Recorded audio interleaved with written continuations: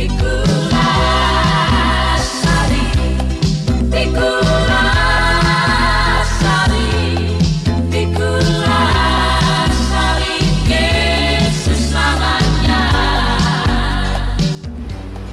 Ibu Saudara sekalian pencinta Radio Skylight 91 FM, kita akan membaca Alkitab, dan pembacaan Alkitab kita terdapat di dalam kitab Efesus 6 ayat 16. Efesus 6 ayat 16, firman Tuhan demikian: dalam segala keadaan pergunakanlah perisai iman, sebab dengan perisai itu kamu akan dapat memadamkan semua panah api dari si jahat.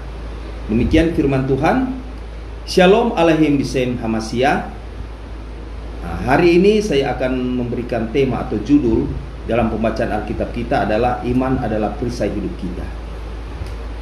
Sebagai orang Kristen, kembali lagi kita harus lebih giat belajar firman Tuhan. Semakin hari ketika kita belajar firman Tuhan, kita mulai mendapatkan penerangan.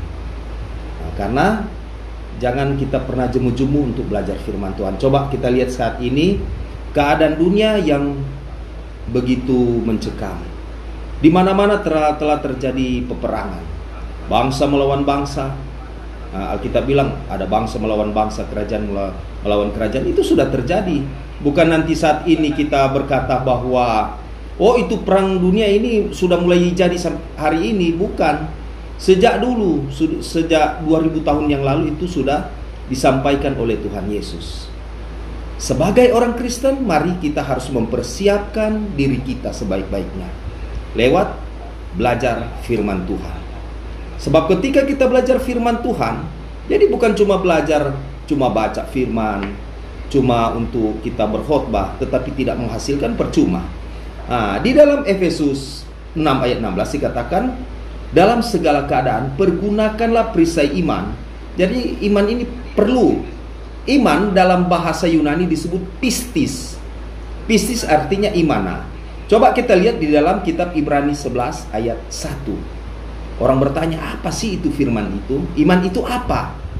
Di dalam Ibrani 11 ayat 1, dalam bahasa Yunaninya, bahasa aslinya dikatakan begini: Estin de pistis elpisomenon hypostasis parakmaton elenchos o blepomenon, yang artinya dalam bahasa Indonesia Ibrani 11 ayat 1, iman adalah dasar dari segala sesuatu yang kita harapkan dan bukti dari segala sesuatu yang tidak kita lihat.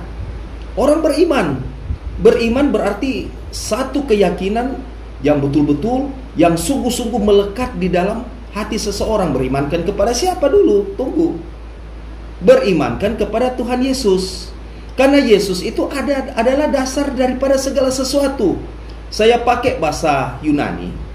Di dalam 1 Korintus 3 ayat 11. Dia mengatakan begini: Temalion gar alon, audes dunatai tenai paraton keimanon hos estin, Yesus Kristus. Artinya, sebab tidak seorang pun yang dapat meletakkan dasar lain daripada dasar yang telah diletakkan, yaitu Yesus Kristus. Dasarnya adalah Yesus Kristus. Kita berimankan kepada Yesus Kristus, bukan dasar yang lain. Jadi Yesus adalah sumber segala sesuatu, dasar dari segala sesuatu. Makanya dikatakan iman adalah dasar dari segala sesuatu yang kita harapkan dan bukti dari segala sesuatu yang tidak kita lihat. Bukti lewat kepercayaan kita.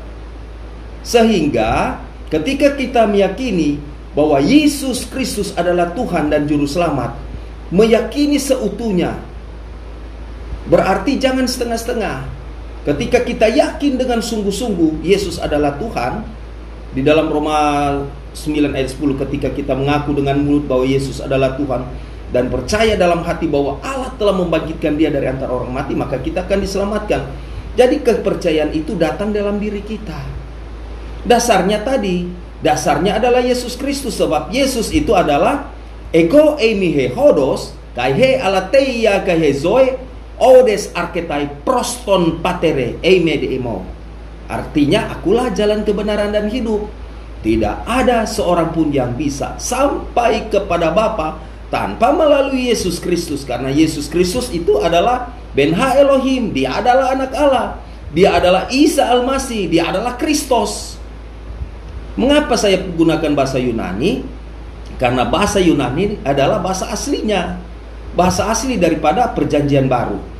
Selanjutnya, iman timbul dari pendengaran.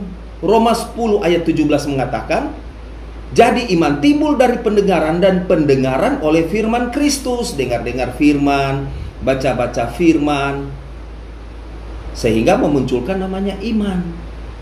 Tetapi iman kalau tidak dibaringi dengan perbuatan percuma. Percaya sih percaya.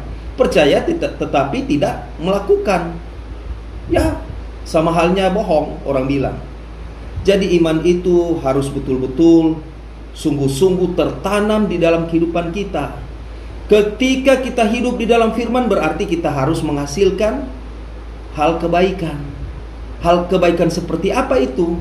Berarti perbuatan kita harus baik, cara hidup ortopraksia harus baik, ortolatria, cara ibadah kita harus baik, benar, ajaran kita ortodoksia harus benar, sehingga iman itu betul-betul tumbuh, pistis. Iman itu harus tertanam di dalam loh hati kita. Ketika kita menghasilkan, dikatakan tadi, jadi iman timbul dari pendengaran, dan pendengaran oleh firman Kristus. Oh iya kan, Tuhan bilang kita harus sebagai orang Kristen, sebagai anak-anak Tuhan harus melakukan perintah Tuhan. Terus lakukan saja.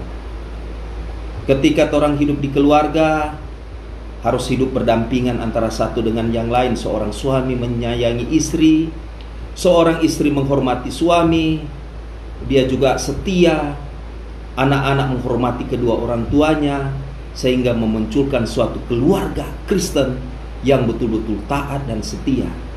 Berbicara gampang Bapak Ibu Saudara sekalian. Kalau cuma berbicara ya gampang, tetapi cara hidup ini harus sesuai dengan firman itu. Nah sekarang dunia sudah berada di bawah kuasa roh jahat. Di dalam kitab 1 Yohanes 5 ayat 19 dikatakan, kita tahu bahwa kita berasal dari Allah, dan seluruh dunia berada di bawah kuasa si jahat. Mengapa demikian? Ya, itu. Makanya sekarang sebagai orang Kristen, ketika kita hidup di dunia, berarti kita harus memperkuat trompe iman. Makanya dikatakan harus digunakan perisai iman. Nah, dunia ini dalam keadaan tidak baik-baik saja. Kenapa harus kita hidup di dunia? Karena di dunia ini adalah satu tantangan hidup. Seorang laki-laki harus bekerja, seorang istri harus melahirkan dengan susah payah. Karena ketika manusia jatuh di dalam dosa, ya seperti itu. Dulunya manusia di Taman Eden enak, Roma 3 ayat 23, karena semua manusia telah berbuat dosa dan telah hilang kemuliaan Allah, sehingga dia bersusah payah. Perempuan harus bersusah payah untuk melahirkan, seorang laki-laki harus bekerja. Dan itu harus kita lakukan. Tanpa saya berbicara, kalau kita nak bekerja, terus mau makan apa? Jadi memang ini adalah tantangan hidup ketika kita hidup di dunia. Makanya dikatakan kita tahu bahwa kita berasal dari Allah. Mengapa kita berasal dari Allah? Berarti kita itu kan dikatakan, makanya ada satu ayat mengatakan kita dipilih sebelum dunia dijadikan. Banyak orang bilang, sebelum dunia dijadikan, kita dipilih sebelum dunia dijadikan. Terus sebelum Allah menciptakan dunia ini, orang di mana? Jadi Allah memilih kita sebelum dunia dijadikan karena Yesus Kristus. Kita dipilih oleh Yesus Kristus. Berarti kita harus apa? Menyatu dengan Yesus Kristus, berteosis. Hidup sesuai dengan Yesus Kristus. Yang orang bilang sekali selamat tetap selamat, belum tentu.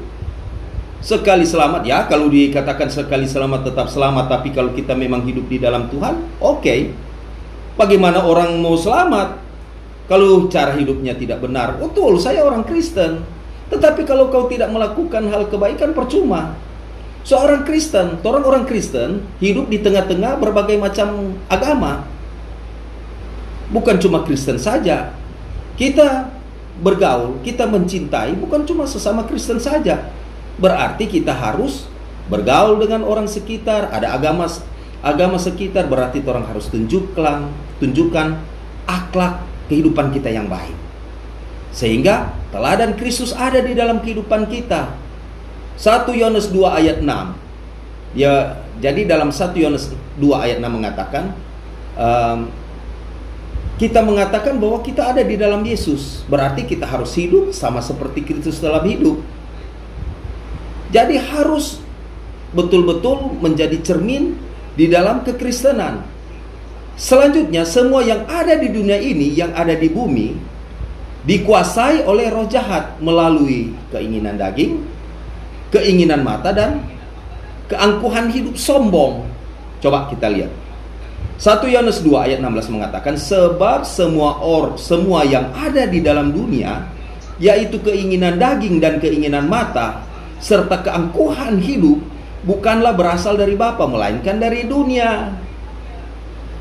Aduh, bikin apa masuk gereja? Lebih baik kita nonton film di bioskop. Aduh, bikin apa kita berbuat baik? Kalau kita berbuat baik, pasti cepat habis kita pakai kekayaan. Ini mau buat kebaikan, sombong, menganggap kita, kita ini punya jabatan besar. Jangankan terang berbicara terlalu jauh, sedangkan di dalam gereja saja, biarpun dia sebagai hamba Tuhan, tetapi kalau kehidupannya sombong, Tuhan tidak berkenan. Makanya dikatakan semua keinginan-keinginan itu, termasuk keinginan mata keranjang. Sudah punya istri, sudah punya suami, masih suka orang punya. Dia bilang apa? Aduh, lebih enak turun tetangga daripada istri sendiri atau suami sendiri. Mata keranjang, baru keinginan daging, keinginan mata, keangkuhan hidup sombong tadi. Jadi itu berasal dari dunia, bukan berasal dari Bapa. Di sini orang yang hidup dalam kerajaan Allah, dia harus tunduk kepada Allah lewat mematikan keinginan tadi yang disebutkan dari tiga keinginan ini. Di dalam kitab 1 Yohanes 2 ayat 17 dikatakan, dan dunia ini sedang lenyap dengan keinginannya, tetapi orang yang melakukan kehendak Allah tetap hidup selama-lamanya. Itu mau suka hidup selama-lamanya berarti melakukan perintah Allah lewat berbuat baik, berbuat hal-hal yang tidak keluar daripada jalur, tidak keluar daripada perintah daripada Allah itu sendiri. Selesai.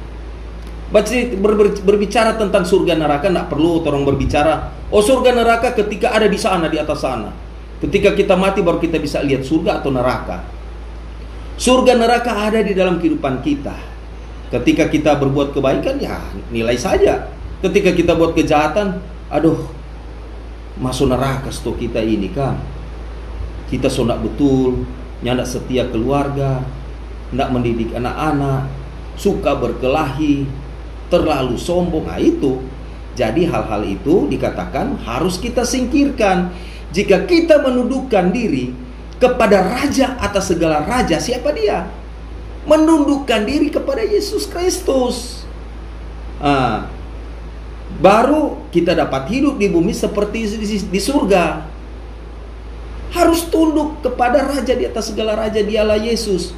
Orang-orang yang menundukkan diri kepada Tuhan akan diberi dua kuasa.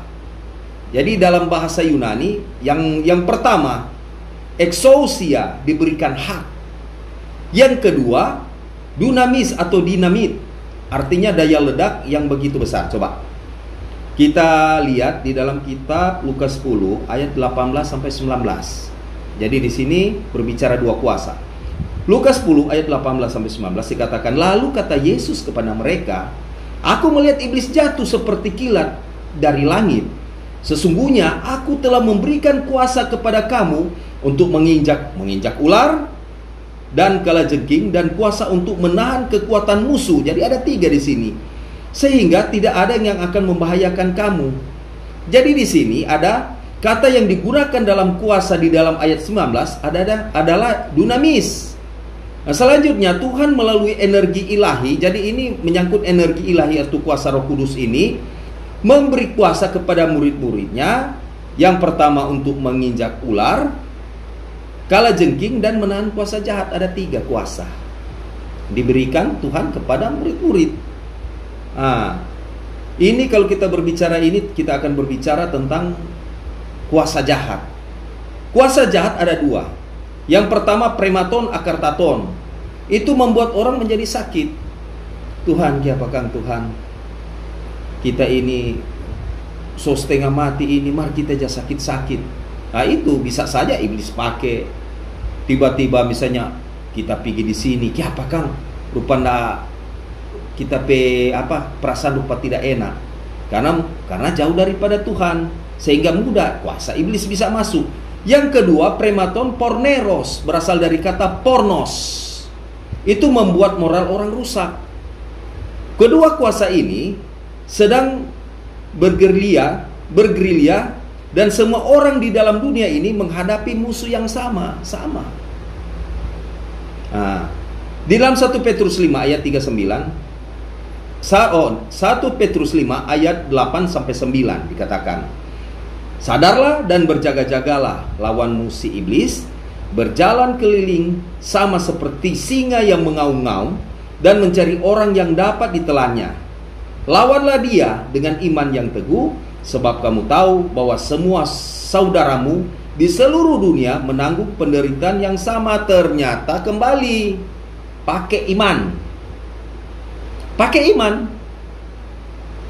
Hati-hati kalau orang ini terlalu mentuhankan HP, misalnya contoh media-media sosial yang ada di HP itu banyak sekali. Betul, kalau kita lihat, kalau orang buka di mana, apa saja di situ sudah tersedia. Makanya ada moral anak-anak rusak. Belum cukup nonton misalnya film dewasa, dia so nonton. Bahkan sekarang di HP itu so ada tuh film-film porno, seks. Dengan adanya itu rusak moral. Masih anak-anak SMA dengar dia sudah perkosa, dia punya teman, anak-anak yang belum cukup umur. Nah itu, bahkan jangan berbicara anak-anak, orang tuanya, orang tua saja pun bisa rusak moral. Seorang kakek memperkosa cucunya, dan seterusnya. Makanya di sini diperlukan iman yang betul-betul, yang sungguh-sungguh ada di dalam Yesus Kristus. Makanya kita harus tunduk taat pada Raja di atas segala raja, dialah Yesus yang mampu merubah kehidupanmu. Hidup kita ini bisa dirubah asalkan kita mau dengan sungguh-sungguh. Aduh pendeta, gampang pendeta bicara. Nyatanya ini setengah mati. Kita setengah mati di mana? Karena kita ketergantungan itu. Kalau kita tergantung, itu yang membuat kita terikat. Semua orang diberikan kuasa. Kembali tadi, exousia diberikan hak untuk menjadi anak-anak Allah, supaya hidup di dalam kerajaan Allah. Yohanes 1 ayat 12 dikatakan, tetapi semua orang yang menerimanya diberinya kuasa supaya menjadi anak-anak Allah, yaitu mereka yang percaya di dalam namanya, percaya di dalam Yesus Kristus. Kembali lagi, di luar Yesus Kristus tidak akan ada jalan keselamatan. Orang percaya pada Yesus Kristus, Tuhan Yesus memberikan jalan keselamatan itu. Ketika orang diberikan kuasa exousia dalam hidupnya dan percaya kepada Tuhan, maka secara perlahan-lahan akan diberi kuasa dunamis yang tadi, yang akan dikaruniakan, akan menerima karunia dari Tuhan untuk berkuasa menginjak ular dan kalajengking dan menahan kuasa jahat, yaitu prematon akartaton dan prematon porneros. Nah itu asal sungguh-sungguh. Nah di sini kalau kita berbicara ini ada cara roh jahat menguasai manusia. Yang pertama dia menggoda. Yang kedua dia ikat. Ketika dia ikat, manusia itu mulai ketergantungan. Contoh mulai jababa dusta. Contoh pergaulan mulai tidak benar, seks bebas, mulai melawan orang tua. Di situ adalah pintu masuk daripada kuasa jahat. Yang kemudian yang ketiga menundukkan, dia tundukkan orang, baru sesudah itu sudah tidak bisa terlepas lagi karena kuasa jahat itu sudah menundukkan. Lewat itu yang tadi keinginan-keinginan daging. Coba Jadi di sini hati-hati, orang mesti lebih kuat. Kembali lagi, orang sebagai orang Kristen, mari orang mesti perkuat iman kita.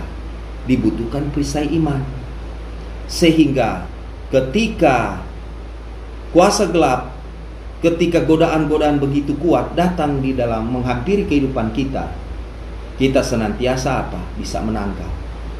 Jangan pernah kita putus asa, jangan pernah kita goyah.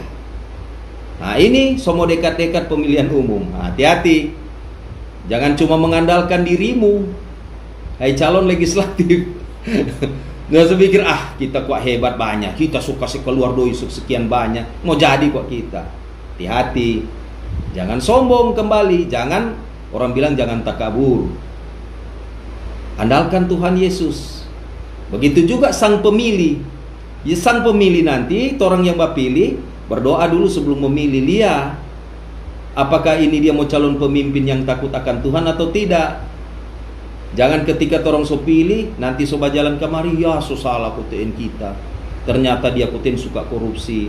Ternyata dia baking rusak, baking ancur. Nah itu. Orang berdoa supaya negara Indonesia ini tetap terjaga. Ketika kita berimankan kepada Tuhan Yesus, jadi contoh, jadi teladan di tengah-tengah masyarakat. Orang doakan semoga juga negara ini dalam keadaan aman-aman saja. Sulawesi Utara dijaga terus, jaga persatuan kesatuan, kekeluargaan itu harus ada. Sehingga ketika terjalin, orang Kristen itu betul-betul menjadi contoh di tengah-tengah masyarakat ada. Iman itu bukan saja orang berbicara seperti ini, tetapi iman, ketika iman ini bertumbuh dalam kehidupan kita, kita tunjukkan bahwa iman kita sebagai orang Kristen yang taat setia pada Tuhan Yesus menghasilkan buah kebaikan, sehingga orang lihat, ada pepatah mengatakan orang yang paling baik di dunia adalah orang yang dapat membahagiakan orang dengan kebaikan. Amin. Amin. Oke sahabat sekalian yang diberkati oleh Tuhan, kita break dan kita dengar pujian berikut ini.